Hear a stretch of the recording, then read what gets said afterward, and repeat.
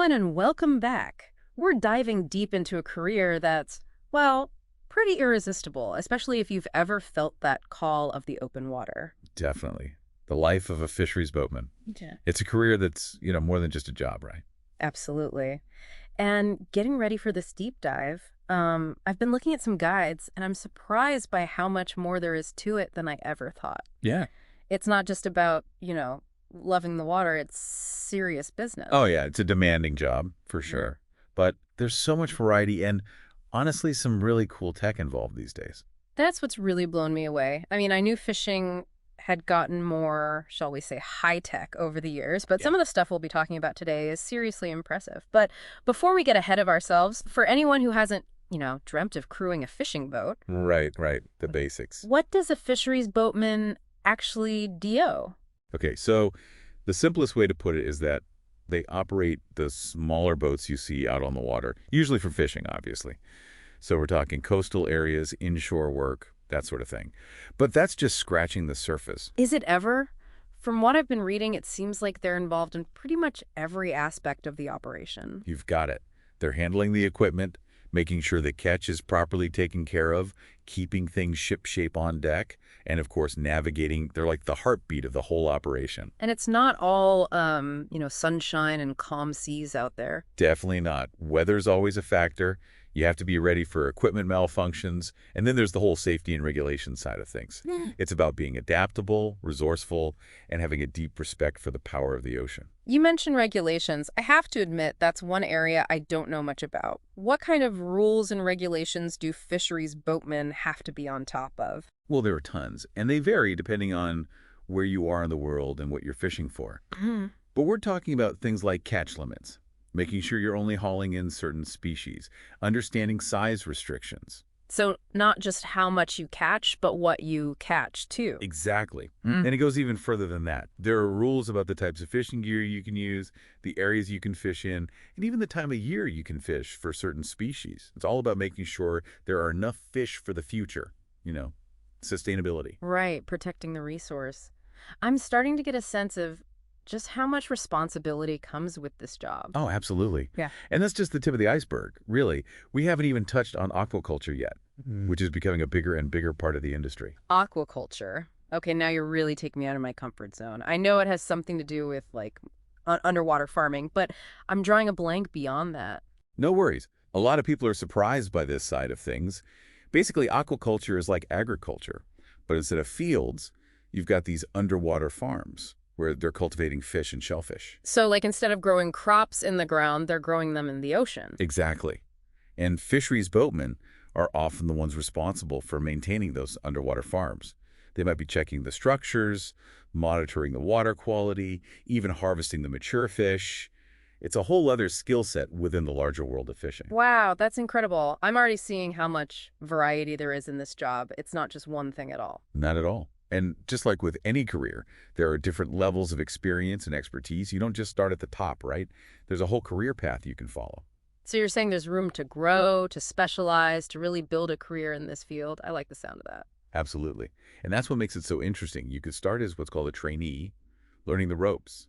And then as you gain experience, you move up to junior fisheries boatman, then senior. And eventually, you could be the one calling the shots. Exactly. You could become a chief fisheries boatman.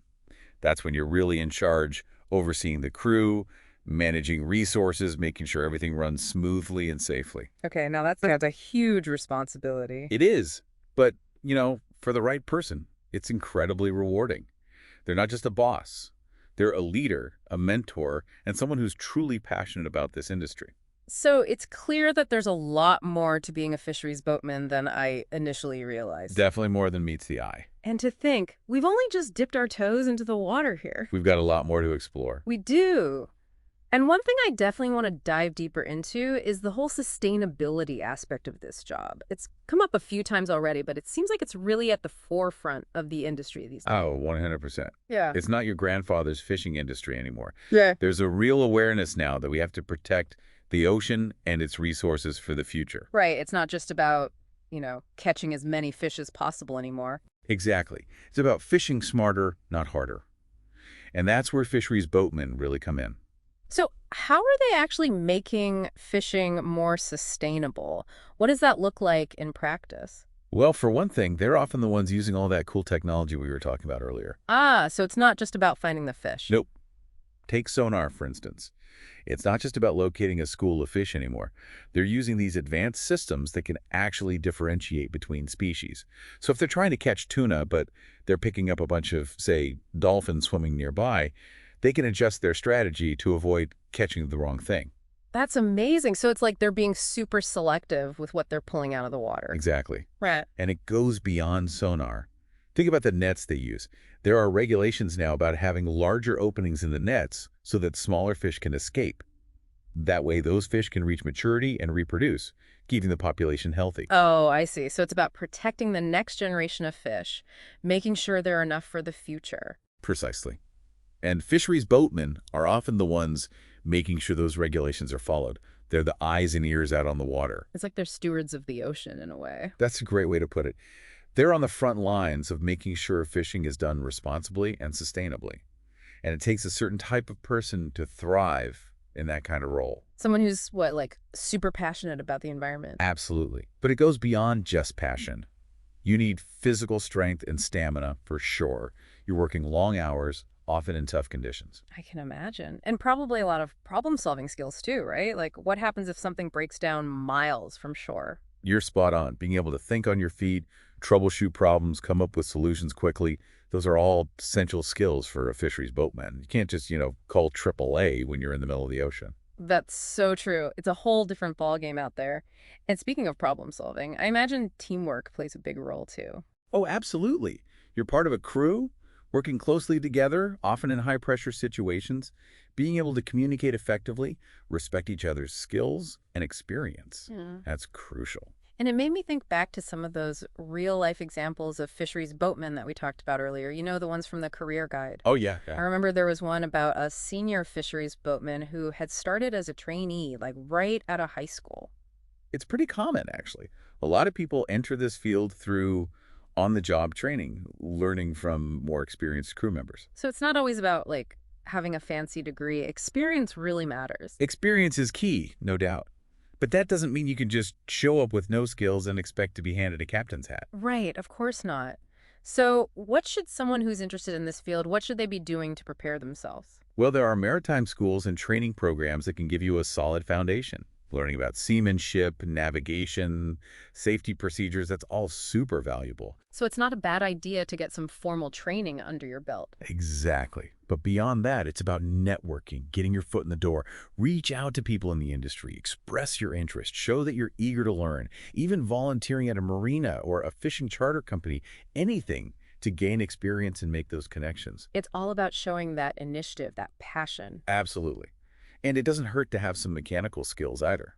Knowing your way around a boat engine, being able to fix things that break those, are invaluable skills on a fishing vessel. It's interesting how this job blends the traditional, hands-on skills with all the latest technology. Oh, totally. We talked about sonar earlier, but that's just one example. They're using underwater drones now, these remotely operated vehicles that can go down and inspect fishing gear, monitor fish populations, even collect data on ocean conditions. It's like having eyes underwater. Wow, it really makes you realize how much things have changed. But with all this talk about technology and sustainability, I'm curious, do fisheries boatmen ever actually interact with, well, customers? You'd be surprised. Yeah. It's easy to picture them out there alone on the open ocean, but there's actually a surprising amount of human interaction involved. Really? Tell me more. Well, for starters, they might be coordinating with suppliers back at the docks, making sure they have all the gear and supplies they need. Makes sense. And then there's the whole process of selling their catch. They might be negotiating prices with buyers, dealing with fish markets, that sort of thing. Those people skills are pretty important. Oh, yeah, being able to communicate effectively, build relationships, that's all part of the job. Yeah. And, depending on the type of fishing operation, they might even be interacting with marine researchers or conservationists, sharing data, collaborating on projects. Wow. It's a whole lot more than just, casting a net and hoping for the best. Definitely more to it than meets the eye. And speaking of meeting the eye, I imagine the interview process for a job like this is pretty, intense. It can be. You're right. Want to make a good impression? Well, there are a few things you should be prepared for. So, Okay, let's say you're prepping for a big interview, hoping to land your dream job as a fisheries boatman. What are some questions, like some curveballs maybe, that you should be ready for? Well, they're going to want to know why you're so interested in this, right? Yeah. Why Fisheries Boatman? It's such a classic question, but you got to go deeper than I love the ocean. Show them you've thought about it. Yes. Like, what is it about this industry that really speaks to you? Are you all about that sustainable seafood movement? Maybe you're fascinated by the science of it all, the marine biology, the ecosystems. Or maybe you thrive in those kind of unpredictable environments. Mhm. You actually like that it's a challenge. So many possibilities. Right. And of course, be ready to talk about your actual experience. Even if it's not, like, directly related to fishing. Exactly. Have you spent any time on boats at all? Ever done any kind of mechanical work, worked outdoors, dealt with like tough weather conditions? Those are all relevant. It's about connecting the dots, showing them that you can handle the demands of the job. 100%. And don't shy away from the challenges. They're going to want to know how you handle stressful situations. A piece of equipment goes on the fritz, the weather takes a turn. Or like you were saying earlier, maybe there's even some conflict within the crew. Exactly. Being able to stay calm under pressure, think clearly, that's huge. Be ready to explain your thought process. Problem-solving skills. Big time. Oh, and speaking of problem solving, they'll probably quiz you on those regulations we talked about earlier. Right. The quotas, the size limits, all that. They want to know you're not going to be out there, winging it. Show them you understand why those rules are in place. It's about protecting the ocean for the long haul, right? Absolutely. Sustainability. They want to see that you get it. It's been amazing talking to you today, getting this inside look at the life of a fisheries boatman. It's really opened my eyes to, like, what an incredible career path this could be. It really is a unique line of work. Demanding, for sure, but so rewarding if you're passionate about it. So for anyone listening who's feeling that pull of the open water, what would be, like, your one piece of advice to them? Never stop learning. This industry is always changing, always evolving.